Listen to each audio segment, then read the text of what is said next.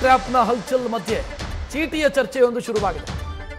ಮೊನ್ನೆ ವಿಧಾನಸಭೆಯಲ್ಲಿ ಇದು ಚರ್ಚೆಯಾಗೋದಕ್ಕೆ ಆಡಳಿತ ಪಕ್ಷದವರೇ ಕಾರಣ ಅನ್ನೋ ಅನುಮಾನ. ಈ ಇಶ್ಯೂವನ್ನು ಪ್ರಸ್ತಾಪ ಮಾಡಿದ್ದು ಬಸನಗೌಡ ಪಾಟೀಲ್ ಯತ್ನಾಳ್. ಆದರೆ ಅವರಿಗೆ ಚೀಟಿ ಕೊಟ್ಟಿದ್ಯಾರು ಅನ್ನೋದ್ರ ಬಗ್ಗೆ ಈಗ ಚರ್ಚೆ ಶುರುವಾಗಿದೆ. ರಾಜಣ್ಣ ಅವರೇ ಚೀಟಿ ಕೊಟ್ಟಿದ್ದಾರೆ ಅಂತ ಸುರೇಶ್ ಗೌಡ ಹೇಳಿದ್ದಾರೆ. ಕಾಂಗ್ರೆಸ್ನ ಆಂತರಿಕ ವಿಚಾರದಲ್ಲಿ ಭಾಗಿಯಾಗಿದ್ದಕ್ಕೆ ಈಗ ಆಕ್ಷೇಪ ವ್ಯಕ್ತವಾಗಿದೆ. ಎಲ್ಲವೂ ಪ್ರೀ ಪ್ಲಾನು ಮತ್ತು ಫಿಕ್ಸಿಂಗು ಅನ್ನೋ ಅನುಮಾನ.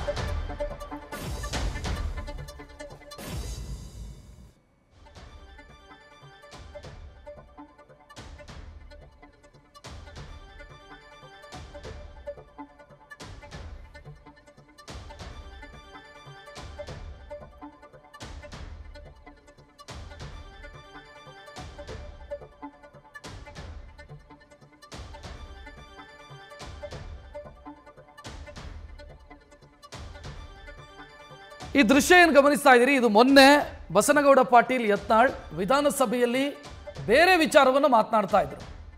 ಈ ವೇಳೆ ಮಾರ್ಷಲ್ ಒಬ್ಬರು ತಂದು ಚೀಟಿ ಕೊಡ್ತಾರೆ. ಮಾರ್ಷಲ್ ಕೈಯಲ್ಲಿ ಆ ಚೀಟಿಯನ್ನು ಕಳಿಸಿದವರು ಯಾರು ಅನ್ನೋದು ಈಗಿರುವಂಥ ಪ್ರಶ್ನೆ. ಆ ಚೀಟಿಯನ್ನು ಓದಿದ ನಂತರ ಯತ್ನಾಳ್ ಅವರು ಹನಿ ಟ್ರ್ಯಾಪ್ ವಿಚಾರವನ್ನು ಪ್ರಸ್ತಾಪ ಮಾಡ್ತಾರೆ. ಅದು ಹೆಂಗ್ ಪ್ರಸ್ತಾಪ ಮಾಡ್ತಾರೆ ಅಂತಂದ್ರೆ, ಇಬ್ಬರು ಸಚಿವರು ರಾಜಣ್ಣ ಅವರ ಹೆಸರನ್ನ ಹೇಳಿಯೇ ಪ್ರಸ್ತಾಪ ಮಾಡ್ತಾರೆ. ರಾಜಣ್ಣ ಅವರ ಹೆಸರನ್ನು ಪ್ರಸ್ತಾಪ ಮಾಡಿ ರಾಜಣ್ಣ ಅವರನ್ನ ಹನಿ ಟ್ರ್ಯಾಪಿಗೆ ಒಳಪಡಿಸುವಂತ ಪ್ರಯತ್ನಗಳಾಗಿದೆ ಅಂತ ಯತ್ನಾಳ್ ಮಾತನಾಡ್ತಾರೆ. ನಂತರ ರಾಜಣ್ಣ ಎದ್ದು ನಿಂತು ಸದನಕ್ಕೆ ಉತ್ತರವನ್ನು ಕೊಡ್ತಾರೆ. ತಪ್ಪು ಮಾಹಿತಿ ಹೋಗಬಾರದು ಅನ್ನೋ ಕಾರಣಕ್ಕಾಗಿ ನಾನು ಮಾತನಾಡ್ತಾ ಇದ್ದೀನಿ ಅಂತ. ಸೊ ಇಲ್ಲಿ ಅನುಮಾನ ಯಾವುದು ಬರ್ತಾ ಇದೆ ಅಂತಂದ್ರೆ, ಆಡಳಿತ ಪಕ್ಷಕ್ಕೆ ಗೊತ್ತಿತ್ತು ಅಂತ ಅನ್ಸುತ್ತೆ, ಅಥವಾ ಆಡಳಿತ ಪಕ್ಷಕ್ಕೆ ಈ ವಿಚಾರ ಚರ್ಚೆಯಾಗಬೇಕು, ಅಥವಾ ಆಡಳಿತ ಪಕ್ಷದ ಒಂದಿಷ್ಟು ಮಂದಿ ಸಚಿವರು ಈ ವಿಚಾರ ಚರ್ಚೆಯಾಗಲೇಬೇಕು ಅನ್ನೋ ಕಾರಣಕ್ಕಾಗಿ ಯತ್ನಾಳ್ ಅವರಿಂದ ಈ ವಿಚಾರವನ್ನು ಪ್ರಸ್ತಾಪ ಮಾಡಿಸಿದ್ದಾರೆ ಅನ್ನೋ ಅನುಮಾನ ಮೂಡ್ತಾ ಇದೆ.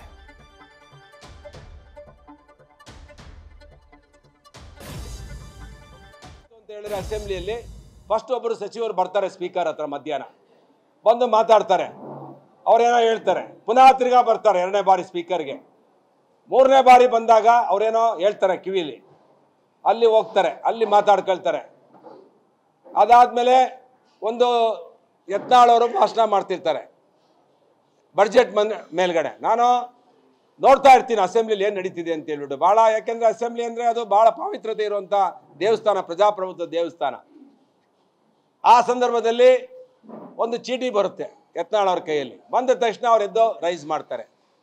ಅಂದರೆ ಅಲ್ಲಿರುವಂಥ ಸಚಿವರೇ ಬಂದು ವಿರೋಧ ಪಕ್ಷದ ಒಬ್ಬ ನಮ್ಮ ಸದಸ್ಯರಿಗೆ ಹೇಳಿ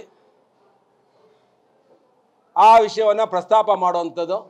ಆ ಪ್ರಸ್ತಾಪ ಮಾಡಿದಂಥ ಸಂದರ್ಭದಲ್ಲಿ ಸ್ಪೀಕರ್ ಅವರು, ಒಂದು ರೂಲಿಂಗ್ ಪಾರ್ಟಿಯಲ್ಲಿ ಇರುವಂಥ ಒಬ್ಬ ಸಚಿವರು, ಅವರಿಗೆ ಮುಖ್ಯಮಂತ್ರಿಗಳಿರ್ತಾರೆ, ಕ್ಯಾಬಿನೆಟ್ ಇರುತ್ತೆ, ತನಗಾಗಿರುವಂಥದ್ದನ್ನ ಹೇಳೋದಕ್ಕೆ ಸರ್ಕಾರ ಇರುತ್ತೆ, ಹೋಮ್ ಮಿನಿಸ್ಟರ್ ಇರ್ತಾರೆ, ಅವ್ರದೇ ಸರ್ಕಾರ, ಅಲ್ಲಿ ಹೇಳಿ ಅದನ್ನು ಬಗೆಹರಿಸ್ಕೋಬೋದಾಯಿತು.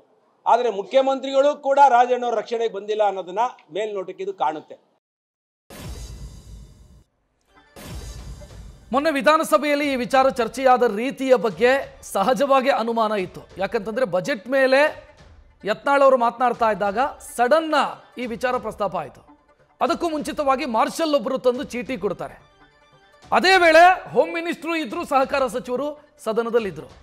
ಸೊ ಇದು ಪ್ರೀ ಪ್ಲಾನ್ಡ್. ಇದು ಈ ವಿಚಾರ ಚರ್ಚೆ ಆಗಬೇಕು, ಹನಿ ಟ್ರ್ಯಾಪ್ನ ವಿಚಾರ ಚರ್ಚೆ ಆಗಬೇಕು ಅನ್ನೋ ಕಾರಣಕ್ಕಾಗಿ ಯತ್ನಾಳ್ ಮುಖಾಂತರ ವಿಚಾರವನ್ನು ಪ್ರಸ್ತಾಪಿಸಿದ್ದಾರೆ.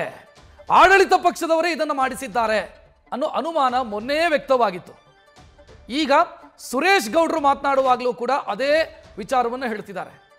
ಆಡಳಿತ ಪಕ್ಷದ ಪ್ರಚೋದನೆಯ ಕಾರಣದಿಂದಾಗಿಯೇ, ಅಥವಾ ಆಡಳಿತ ಪಕ್ಷ ಕೊಟ್ಟಿರುವಂಥ ಸೂಚನೆಯ ಕಾರಣದಿಂದಾಗಿಯೇ ಯತ್ನಾಳ್ ಮಾತನಾಡಿದ್ದಾರೆ. ಇಲ್ಲಿ ಯತ್ನಾಳ್ ಅವರಿಗೆ ಚೀಟಿ ತಂದು ಕಳಿಸಿರೋದೇ ಆಡಳಿತ ಪಕ್ಷ.